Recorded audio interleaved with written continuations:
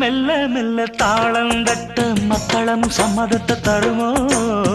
கச்சேரிய நானும் வைக்கும் நாள் வருமோ அஞ்சு வீரர் கோலம் போட அச்சமென்ன மிச்சமின்றி விடுமோ அந்நாடந்த ஆசை என்னும் நோய் வருமோ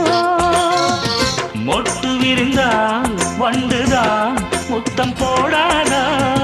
முத்தம் விழுந்தால் அம்மம்மா வேக்கம் கூடாதா